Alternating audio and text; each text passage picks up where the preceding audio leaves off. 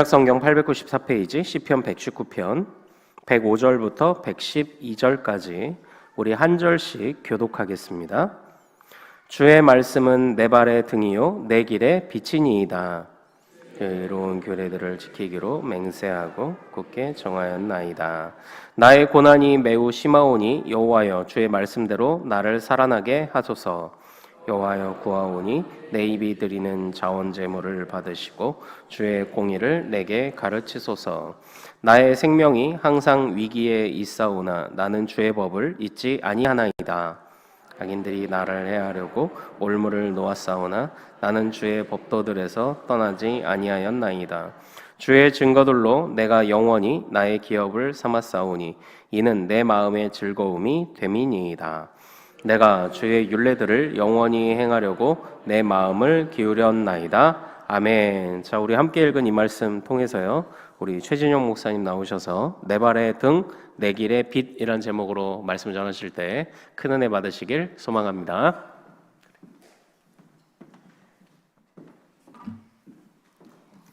할렐루야.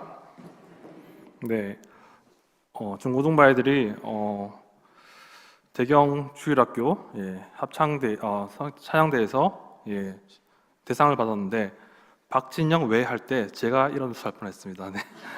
네, 제가 일어날 뻔했는데 그 아이들이 부른 곡이 웨이메이커 길을 만드시는 주인데 길을 만드시는 주 웨이메이커 미라클 워커 프라미스 키퍼 기적을 행하시고 약속을 지키시는 분, 그 뒤에 가사가 있는데요. 정말 하나님께서 함께 하셔서 광야의 길을, 사망의 강을 전국대회까지도 만들어 나가실 줄로 믿습니다. 네, 사랑하는 여러분, 여러분에게 성경은 어떤 책인가요? 성경을 보시면 하나님의 말씀을 삼아하는 어떤 한 사람은 말씀이 어두운 밤을 밝혀주어 내가 어디로 나가야 할지를 알려주는 등불과 같다고 고백합니다. 그에게 성경은 어떻게 하는 것이 옳은 것인지 그 방향을 알려주는 길잡이와 같은 역할을 하는데요. 성경에는 이와 같이 하나님의 말씀인 성경을 깊이 경험하고서 성경 말씀을 따라 사는 것이 가장 좋은 길이었다고 고백하는 사람들이 많이 있습니다. 오늘 우리가 함께 나눌 말씀에서도 성경이야말로 우리에게 가장 바른 길을 가르쳐준다고, 가장 선한 길을 가르쳐준다고 확신하는 한 사람의 믿음의 고백을 볼 수가 있습니다. 사랑하는 여러분, 혹시 빛나는 거, 반짝이는 거 좋아하십니까? 사람은 누구나 빛나는 것을 좋아합니다.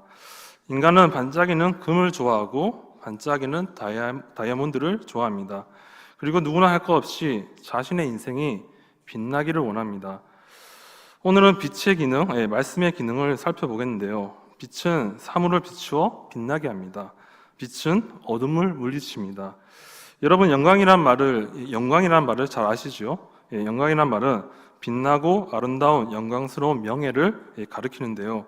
나 자신의 영광을 위해 산다는 말은 내가 빛나고 내가 아름답게 되는 것을 말하며, 하나님의 영광을 위해 살아간다는 것은 하나님이 빛나고 하나님이 아름다워지는 것을 말합니다. 누구나 자신이 빛나는 삶을 원하지 않습니까?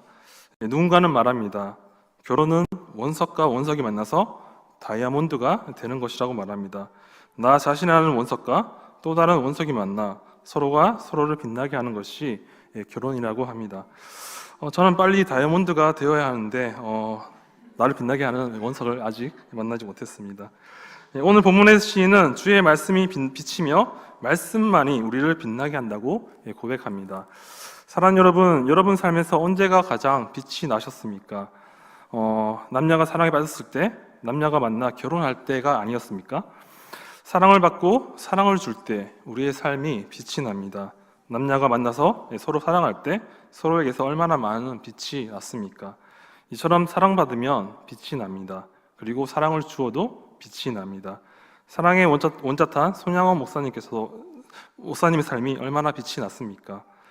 그런데 빛에는 보이는 빛과 보이지 않는 빛이 있는데요. 보이는 빛을 가시광선, 보이지 않는 빛을 적외선, 자외선 등이라 일컫습니다. 우리 자신이 스스로 빛을 만들어내기도 하는데요. 자신의 마음속에 있는 욕망이 빛을 만들어내기도 합니다. 이상형을 만났을 때 그 사람에게서 빛이 나지 않습니까? 그런데 이 빛은 정작 본인은 모르는 빛입니다. 예. 여기 어디 빛나는 분. 예. 이 빛은 우리 안에 있는 욕망이 만들어내는 빛인데요. 예. 공부를 잘하는 사람, 운동을 잘하는 사람에게도 빛이 납니다. 이 빛은 정작 본인들은 모르는데 그 사람을 동경하는 사람들이 느끼는 빛입니다. 사랑하는 여러분, 여러분은 어떤 빛을 바라며 살기를 원하십니까? 오늘 본문의 시인은 주의 말씀만이 나의 빛이며 말씀만이 나를 고난 가운데서도 빛나게 했음을 고백합니다. 사랑하는 여러분, 여러분은 어떤 빛을 바라며 살아가고 있습니까? 다시 말해, 여러분은 무엇이 인도하는 대로 살아가고 있습니까? 명예와 물질이 인도하는 대로 살아가고 있습니까? 아니면 말씀이 인도하는 대로 살아가고 있습니까? 우리의 삶에 있어서 무엇의 인도함에 따라 사는지는 매우 중요합니다. 오늘 시편의 기자는 말씀의 인도함을 받아 말씀의 가르침을 받아 살아가는데요. 이러한 가운데 그는 말씀이 꿀송이 같다고 표현하며 말씀이 등이요 빛이라고 고백합니다. 다 함께 본문 105절 말씀을 시편 119편 105절 말씀을 다시 한번 읽어보겠습니다. 시작. 주의 말씀은 내 발의 등이요 내 길의 빛이니이다. 아멘. 비행기를 타다 보면 비행기가 밤에 공항 활주로에 착륙할 때가 있습니다. 활주로에는 비행기가 착륙할 것을 대비해 유도등이 멀리서도 잘 보이게 설치되어 있습니다. 만약 야간 비행에 유도등이 꺼져 있다고 한다면 비행기는 착륙할 수가 없습니다. 이처럼 밤에 비행기가 착륙하려면 유도등이 반드시 켜져 있어야 합니다. 유도등이 있어야만 비행기가 그 불빛을 보고 안전하게 착륙할 수가 있습니다. 주의 말씀은 밤에 유도등처럼 비행기가 착륙할 수 있게 해주는 그런 빛과 같습니다. 그래서 시편 기자는 주의 말씀을 내 발의 등이요 내 길의 빛이니이다 라고 표현하고 있습니다. 발과 길은 인생의 모든 행위와 방향을 비유합니다. 발의 등이란 표현은 내가 어디에 있으며 어디로 가고 있는지, 올바른 방향으로 가고 있는지를 보여주는 단어입니다. 길의 빛이란 내가 나아가야 할 길을 제시해 줍니다. 다시 말해 등대와 같은 역할을 하는 것입니다. 본문에서 시인은 어둠을 말하고 있지는 않지만 등과 빛을 말함으로써 현재 시인이 겪고 있는 고난이 칠흑 같은 어둠처럼 암담한 상태라는 것을 말하고 있습니다.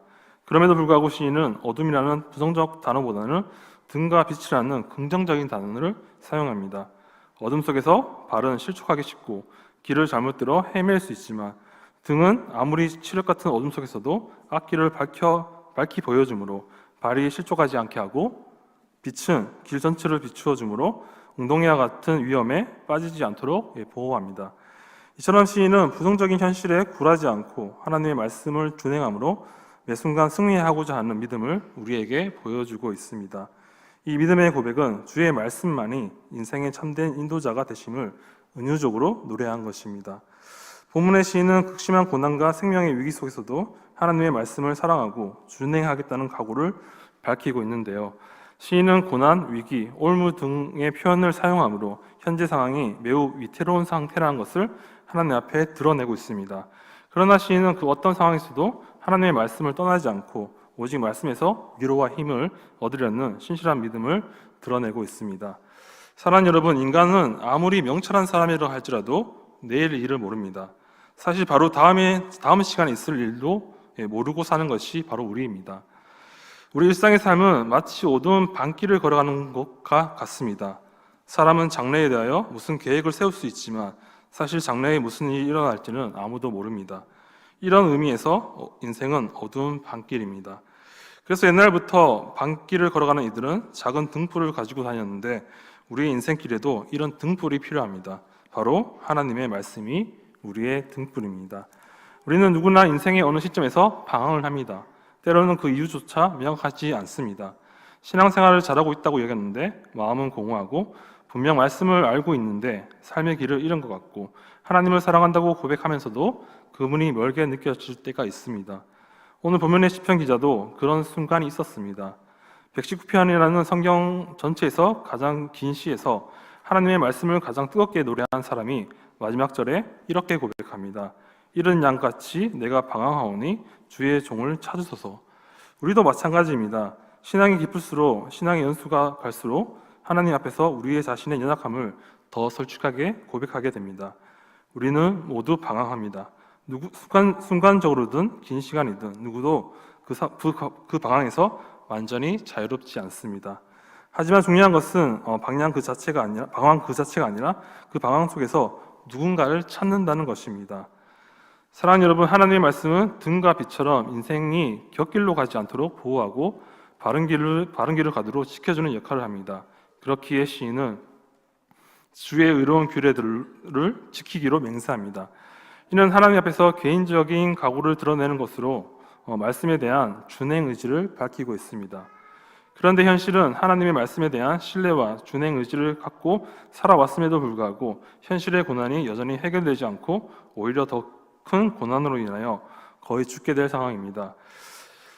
인간의 몸에 항소의 머리를 하고 있는 괴물 미노타우루스가 살고 있는 미궁에 들어갔던 아테네의 영웅 테세우스는 미노타우루스를 제거한 후 아리아드네가 건네준 실타래를 의지하여 그곳에서 벗어날 수가 있었습니다. 이처럼 하나님의 말씀은 우리가 미로와도 같은 삶 속에서 허덕일 때에 마땅히 가야 할 길을 알려주는 실타래가 됩니다. 그렇습니다. 주님의 말씀은 우리가 꽉 막힌 듯한 시야를 열어주어 더 넓은 곳을 보게 합니다. 삶이 암담할수록 주님의 말씀을 읽고 묵상해야 하는 이유가 바로 여기에 있습니다. 사랑하는 여러분, 조선시대 대학자인 낭명조식은 항상 깨어있는 마음으로 살기 위해 옷깃에 방울을 달고 다녔다고 합니다. 짤랑짤랑 울리는 그 방울을 성성자라고 하였는데 성은 영리하다, 슬기롭다는 뜻으로 마음신과 별성자가 결합된 글자입니다. 마음에 별이 뜬 상태라는 의미가 있습니다. 마음에 별이 뜬 상태이니 얼마나 빛이 났겠습니까? 이는 어둠 속에서도 빛을 잃지 않겠다는 다짐을 나타냅니다. 사실 성경에도 비슷한 예가 있는데요. 유대인들이 사용하는 메주자와 테필린입니다. 메주자는 유대인들이 자기 집 문설주에 붙이는 성구 상자입니다. 메주자에는 들어라 이스라엘로 시작되는 신명기 6장 4절 이하의 말씀이 담겨져 있습니다. 테필린은 기도할 때 이마와 두 팔에 착용하는 가죽 주머니인데요. 그 속에는 토라 구절을 적은 종이가 들어 있습니다. 그들은 집에 들어갈 때나 나갈 때 길을 걷거나 멈출 때마다 하나님의 백성임을 잊지 않으려고 했던 것입니다. 사랑하는 여러분, 하나님의 말씀은 우리에게 언제나 평안한 삶을 보장하지 않습니다. 그리고 우리가 바라는 것들을 다 이루어준다고 약속하지도 않습니다. 그러나 하나님의 말씀은 고난을 이기게 하는 힘이며 우리를 가장 선한 길로 인도하는 등대이며 우리를 가장 빛나게 하는 빛입니다.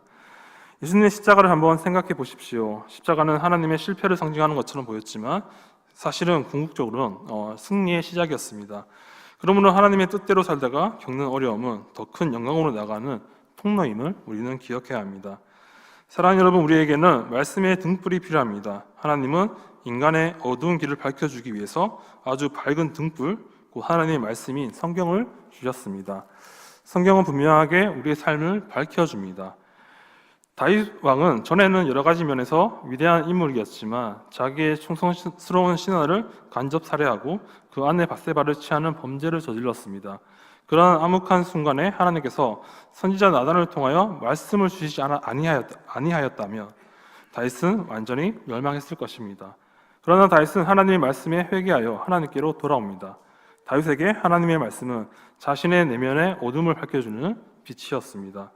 우리가 살고 있는 이 시대는 정말 어두운 시대입니다. 정말 장래를 예측하기 어려운 시대를 우리는 살고 있습니다. 이러한 때일수록 우리에게는 말씀의 등불이 필요합니다. 우리는 우리의 말씀으로 등불을 밝혀야 합니다. 이제 말씀을 맺겠습니다. 사랑하는 여러분, 고난 가운데 하나님 말씀이 유일한 길잡이가 되는 이유는 하나님 말씀은 고난 가운데 그 상황을 정확하게 바라보고 이해할 수 있는 지혜를 주시기 때문입니다. 하나님의 말씀은 고난을 회피하려 하지 않고 바르게 직면할 수 있는 지혜와 힘을 줍니다. 어둠을 정확하게 파헤칠 수 있는 힘은 빛에 있습니다. 그 빛이 바로 하나님의 말씀입니다. 오늘 본문의 내 길의 빛이라는 표현은 미래로 인도하는 빛으로서 좀 더 먼 앞을 비춰주므로 올바른 길로 가고 있는지를 확인해주고 어떤 길들이 앞에 펼쳐질지 예측하는 역할을 강조합니다. 그래서 시인은 인생길에 가깝고도 먼 곳을 조명해주는 말씀을 따르겠다고 고백합니다. 오늘 본문은 하나님을 사랑하는 자가, 하나님의 말씀을 사랑하는 자가 어떠한 삶을 살아가는지를 매우 구체적이고 생생하게 보여주는 귀한 본문입니다. 시인은 말씀을 단지 지식으로 여기지 않고 전심으로 사랑하고 종일 묵상하며 그것을 삶의 기준으로 삼고 살아갑니다. 말씀을 가까이 한 결과 그는 원수보다 지혜로워지고 스승보다 통찰력이 있으며 노인보다 깊은 깨달음을 얻었다고 고백합니다. 그는 말씀을 지키기 위해 제약된 길로 나아가지 않고 고난 속에서도 말씀을 붙들며 말씀을 자기의 기업이자 영원한 즐거움으로 삼습니다.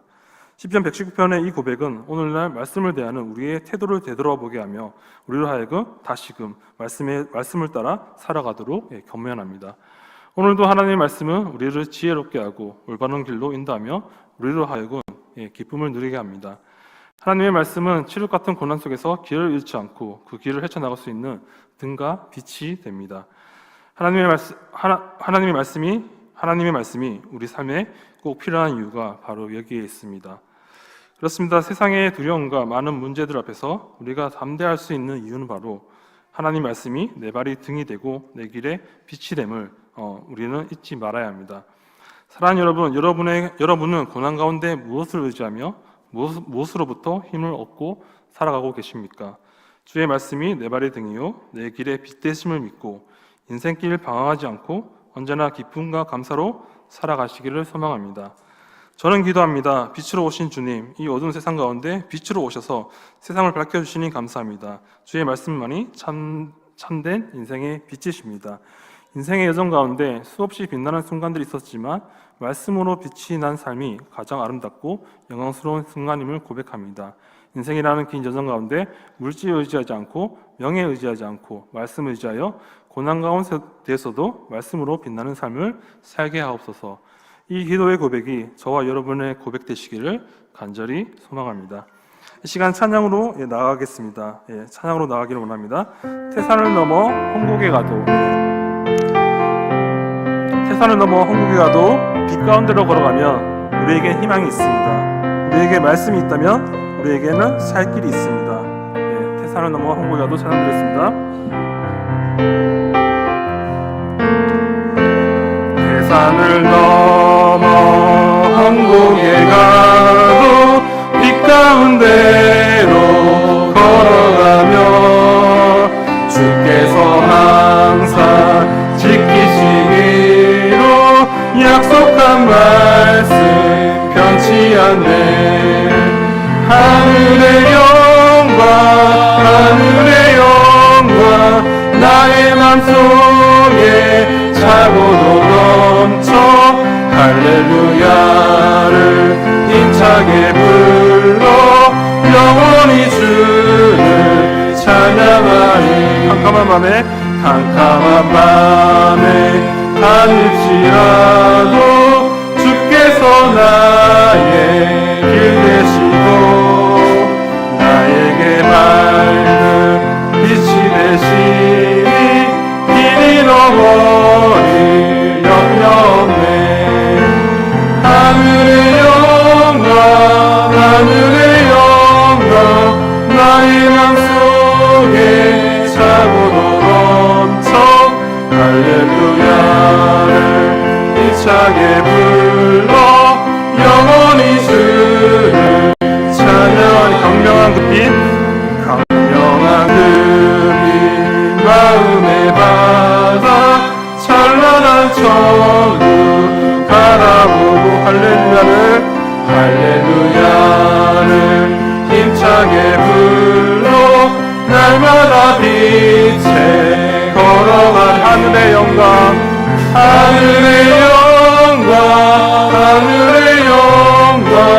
나의 맘속에 차고도 넘쳐 할렐루야를 힘차게 불러 영원히 주를 찬양하리. 이 시간 합심해서 기도로 나아가기를 원합니다.